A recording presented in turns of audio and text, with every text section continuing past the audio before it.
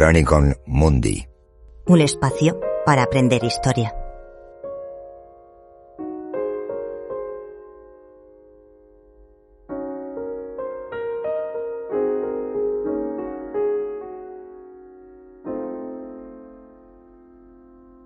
Vamos a meternos de lleno en la figura de James Cook. Y para entenderle de verdad creo que es clave empezar por el principio, porque su historia no es la del típico almirante de familia noble, para nada. ¿Qué va? Todo lo contrario. Es casi el antihéroe de la Royal Navy en términos de cuna, ¿no? Totalmente. Nace en 1728 en un pueblo de Yorkshire y su padre era jornalero agrícola. Vamos, que no me imagino un punto de partida más humilde. Para nada. Su padre, bueno, con el tiempo llega a capataz, que ya era un pequeño ascenso social, pero siguen siendo gente de campo, muy alejada de los círculos de poder de la época. Y la educación de Cook, pues la básica, la de la escuela del pueblo. Y su primer trabajo, aprendiz en una tienda en Staithe, un pueblo costero. Un futuro que parecía ya escrito, ¿eh? Ser tendero. Pero claro, vivir en la costa. El mar tira. Y mucho. Y ahí es donde su vida pega el primer volantazo. Sí, con 17 años. Lo deja todo. Deja la tienda. La deja y se mete de aprendiz con un tal John Walker, un armador cuáquero de Whitby que se dedicaba al transporte de carbón.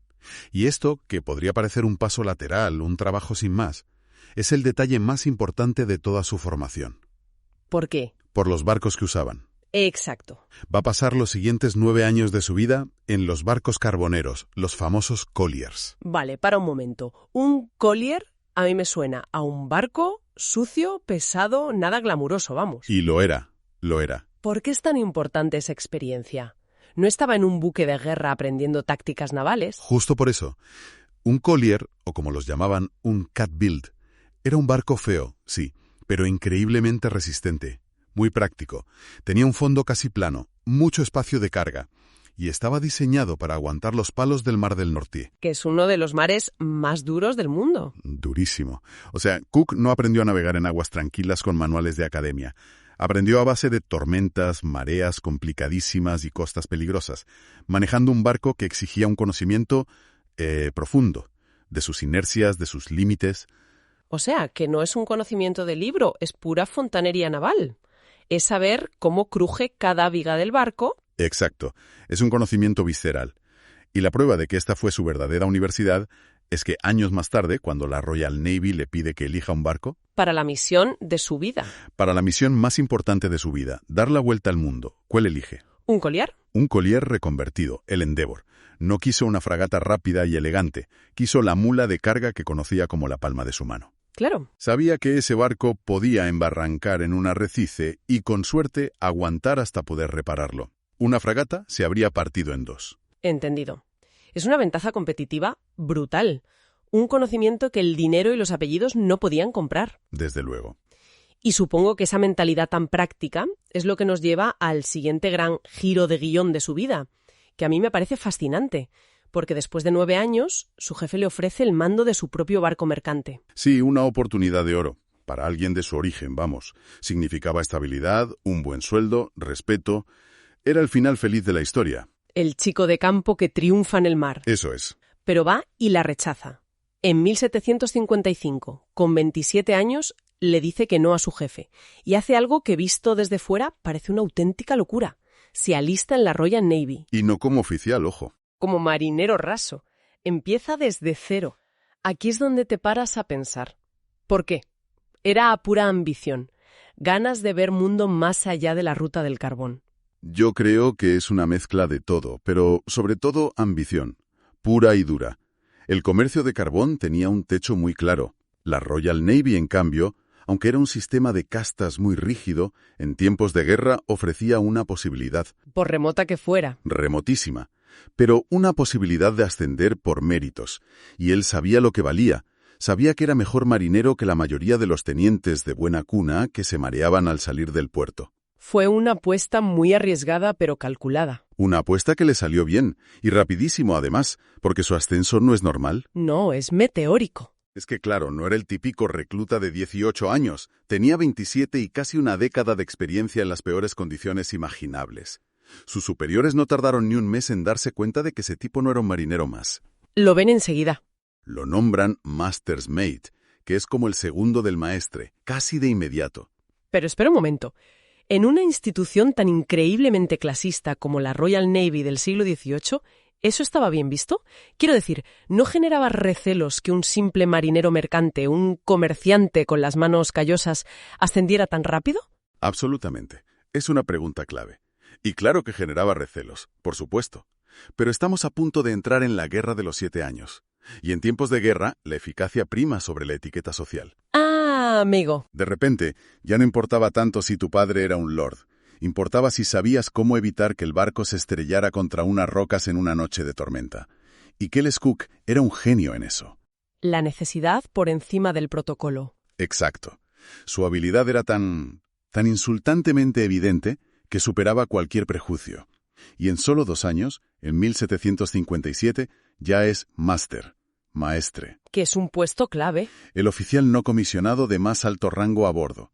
El responsable de lo más importante, la navegación, las velas, las anclas. O sea, de que el barco flote y llegue a donde tiene que ir. En resumen, sí. El capitán daba las órdenes, pero el maestre era quien las hacía posibles. Y es entonces cuando esa habilidad se pone a prueba de verdad, en el escenario más exigente posible. La Guerra de los 7 años. Efectivamente. En Norteamérica, el conflicto se centra en Canadá, contra los franceses. Sí, y su destino es el HMS Pembroke, un navío de 64 cañones enviado a bloquear la fortaleza francesa de Louisbourg y después a atacar el corazón del poder francés en Canadá. La ciudad de Quebec. A través del río San Lorenzo. Y aquí es donde James Cook deja de ser un excelente marinero para convertirse en una leyenda. Porque el río San Lorenzo no es un paseo. Tengo entendido que era una pesadilla para navegar. Una pesadilla es poco. Es un río lleno de bancos de arena que cambian de sitio, corrientes traicioneras, nieblas repentinas. Los franceses lo consideraban su mejor defensa. Estaban convencidos de que una flota de guerra británica jamás podría remontarlo para atacar Quebec. No tenían mapas fiables. Y ahí entra Cook. Empieza a cartografiarlo. No solo a cartografiarlo, lo hace de noche, en secreto, en un pequeño bote de remos, acercándose a las orillas controladas por el enemigo. Tomando mediciones de profundidad con una cuerda con plomo, triangulando posiciones. Un trabajo de un riesgo y una precisión demenciales. Es que me lo estoy imaginando y... Esos mapas que dibuja Cook no son un ejercicio académico, son la clave que permite a toda la flota británica del general Wolfe navegar río arriba, sortear todos los peligros y aparecer por sorpresa frente a Quebec. O sea que su trabajo como cartógrafo es literalmente un arma de guerra. Totalmente. Tiene un impacto directo en la caída de Quebec y, por extensión, en la victoria británica en Canadá. Un impacto total y absoluto. El propio general Wolfe confía en sus cartas de navegación para mover a todo su ejército. La famosa victoria en las llanuras de Abraham no habría sido posible sin el trabajo previo, silencioso y meticuloso de Cook. Es el héroe anónimo de la campaña. Exactamente. Vale, entonces se convierte en el héroe anónimo de la toma de Quebec. Con ese éxito militar, me imagino que el almirantazgo no le dejó volver al anonimato. ¿Qué fue lo siguiente para él? No le iban a mandar de vuelta a patrullar el Canal de la Mancha, ¿no? Ni hablar. Ya se habían dado cuenta de que tenían a alguien excepcional. Al acabar la guerra, en lugar de darle un destino tranquilo, le dan una misión aún más compleja: cartografiar de forma exhaustiva y científica la costa de Terranova. Terranova, una isla estratégicamente vital por la pesca del bacalao. Y con una de las costas más peligrosas y peor cartografiadas del mundo. Y esto ya no es un trabajo de guerra, es un proyecto científico a gran escala. Exactamente. Pasa 5 temporadas, de 1763 a 1767, allí. Y es en Terranova donde se consolida su transformación. Ya no es solo el mejor navegante práctico de la Marina. Ahora empieza a aplicar métodos científicos rigurosos. Por ejemplo. Pues mira, en 1766 observa un eclipse solar y usa sus mediciones para calcular la longitud de la isla con una precisión inaudita para la época. Que el cálculo de la longitud era el gran problema de la navegación en el siglo XVIII, ¿no? El santo grial de los marinos. El mayor de todos. Podías saber tu latitud fácilmente con el sol, pero saber tu posición este-oeste era increíblemente difícil. Y los cálculos de Cook son tan buenos, tan precisos, que no se quedan en el diario de a bordo. Ah, ¿no? Se envían a Londres y la Royal Society, la institución científica más prestigiosa del mundo, los publica en su revista, las Philosophical Transactions. Eso es un salto de gigante. De pronto el hijo de un jornalero de Yorkshire, el exaprendiz de carbonero... Publicando junto a los científicos más importantes de Inglaterra. Es un ascenso social y profesional impensable. Está demostrando que su cerebro es tan valioso como sus manos de marinero.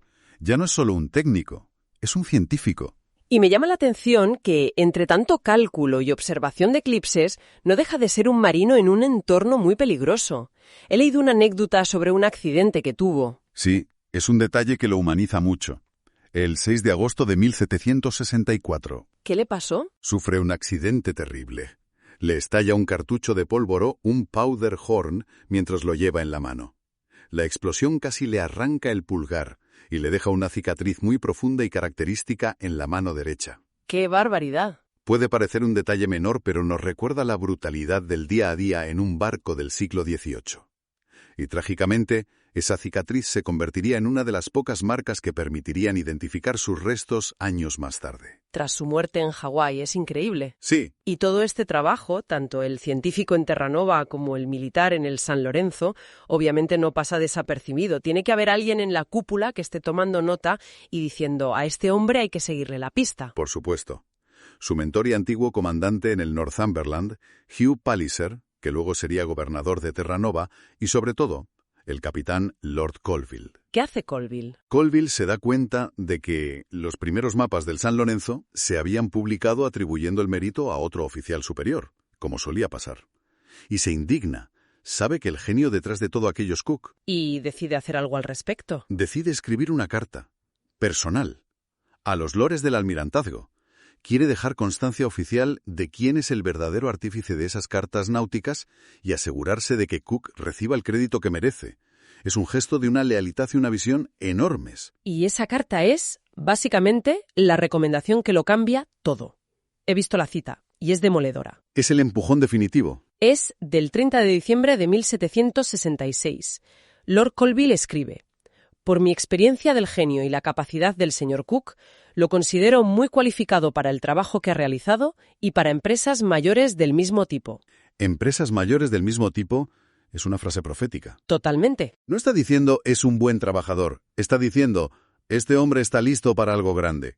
Está señalándole directamente al almirantazgo como la persona ideal. Con esa carta, vamos, ya estaba dentro. Es el espaldarazo definitivo. Para 1768, cuando la Royal Society y el almirantazgo empiezan a planear esa expedición al Pacífico Sur para observar el tránsito de Venus, ya no tienen que buscar candidatos. El nombre de James Cook está encima de la mesa. Ya no es solo un maestre brillante, es un cartógrafo de precisión, un astrónomo aficionado de primer nivel y un navegante sin igual. Y con el respaldo de sus superiores. El hijo del jornalero estaba a punto de recibir el encargo de Subido.